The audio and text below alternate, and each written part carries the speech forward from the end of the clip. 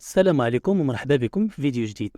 في هذا الفيديو إن شاء الله غادي ندويو على فئة مهمة من الفئات اللي غتستافد من التأمين الإجباري عن المرض، اللي هي فئة العمال غير الأجراء، كيف سماتهم الدولة، اللي هما الناس اللي خدامين خدمة حرة، يعني خدامين ديال راسهم.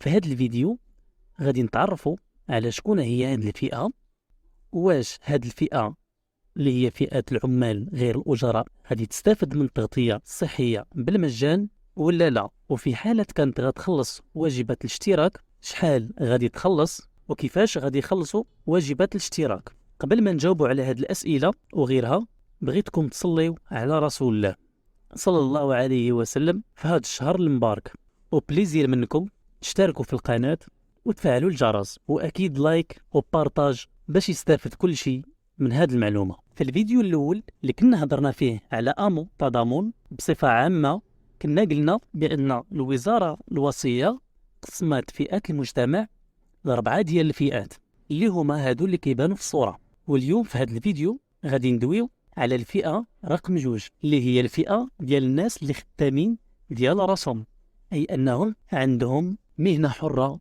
وسماهم المرسوم الوزاري بالعمال غير الأجراء. وفقا لهذا الاسم وهذا التعريف فهم العمال المستقلين والتجار الفلاحة والمسيرين والشوافرية اللي عندهم بطاقة سائق مهني، والمهنيين المستقلين يعني الناس اللي عندها البطاقة المهنية وبطاقة المقاول الذاتي. المهم الناس اللي ما عندهمش صفة أجير في الشركات. نخلي لكم هذه الفقرة قراوها على خاطركم.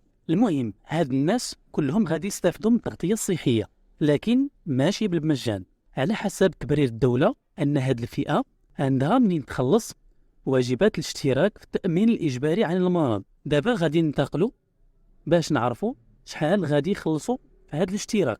كتقول الوزارة المكلفة بأن نسبة الاشتراك هي 10%، تطبق على وعاء الجزافي متعلق بالحد الأدنى للأجور اللي هو السميك. وحسب الفئة المهنية فنسبة الاشتراك الموحدة الخاصة بهذا التأمين فهي 6.37% من السميك اللي هي 159 درهم.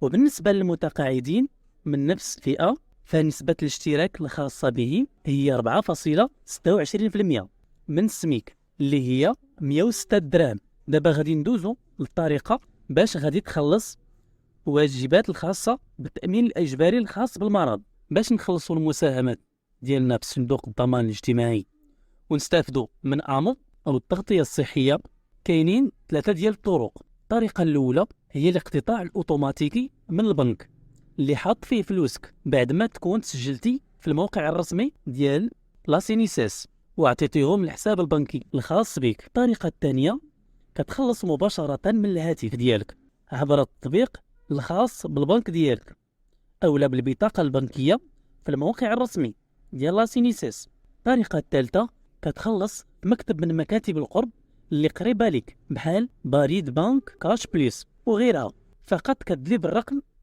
لاسينيسيس الخاص بك. الملحوظة راه دايرين آخر أجل للخلاص هو 30 يونيو 2023، وكيقولوا كاينين شي تسهيلات في الأداء، وكيقولوا كذلك باللي كاينين غرامات تأخير من بعد هذا التاريخ اللي هو 30 يونيو 2023. واللي عنده شي تجربة أو لا شي سؤال يخليه في كومنتير باش كل شي يستافد. حتى لهنا غادي نكونوا سالينا هذا الفيديو، وشكرا لكم على سعة الصدر ديالكم، ونتلاقاو في فيديو جديد. أخوكم أحمد من قناة المعلومة، أواشركم مبروكة ومع السلامة.